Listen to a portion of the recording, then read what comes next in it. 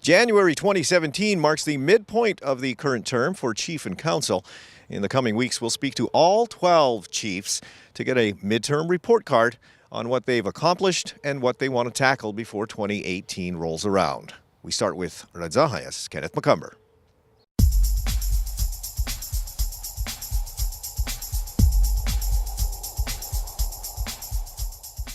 Well, one of the big files I was on was with the Hydral, especially for lines 3 and 4.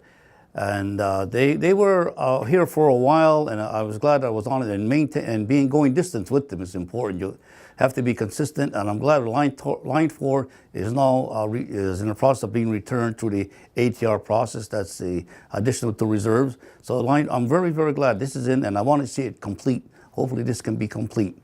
And other lines that we were working on at the same time, next one being line 2. So we'll see where that's going to go. It's in progress right now. We're meeting, negotiating with them to see what's going to be done. But I do see some positive things taking place in there.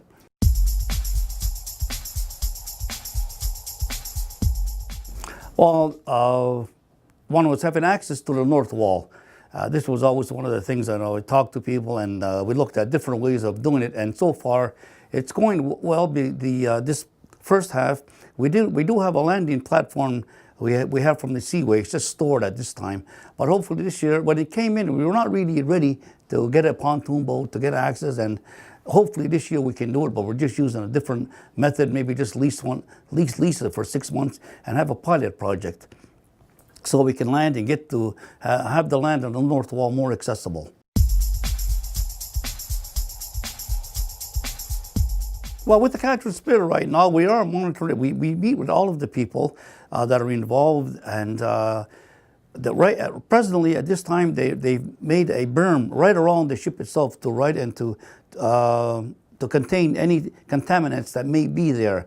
Then once this is done, this should be done soon, as a matter of fact. Then they're going to go in there, and by the end of February, I believe they're going to start dismantling it. So we're on top of it. We're watching everything that they do, and they contact us constantly. We're always in the loop as to what's going on, because we were concerned that they were going to float it down here, and that didn't happen. So the other part, too, is if there's any contaminants in there, it would eventually come down here. So we watch everything. We work with them very closely.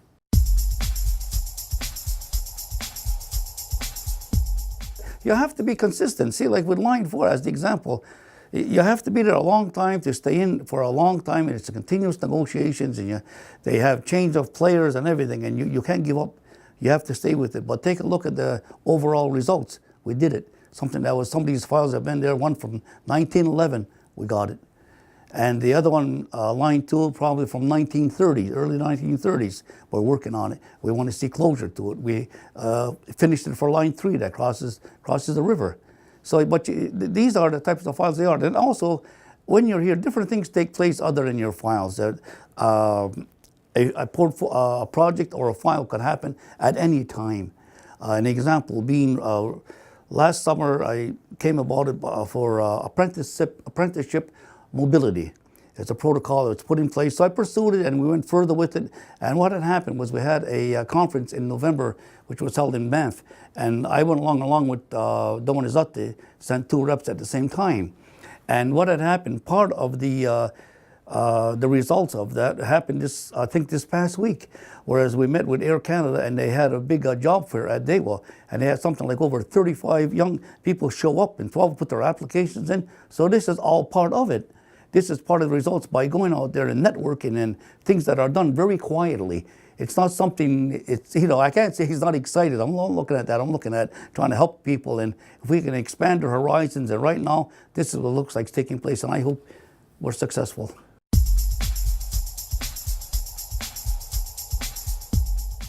I was very, very, I was glad, more or less it brought me back into the fold to see where I was, and my co-host that was with me was the director for advanced training in Alberta.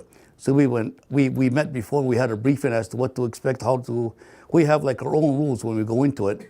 And what happens is when it was over, they complimented us on it, that, the presentation we made was excellent. And the people in the audience, it was great. As a matter of fact, I met him at the airport. He was on his way to British Columbia, and I was on the way back home. And he said, no, he said, you guys did fantastic out there. So I was glad that Kahnawake is represented like this, that we're out there. They know who we are. They know what we're talking about, and we can go further. And then it kept the doors open after that. So now we can only go further from here.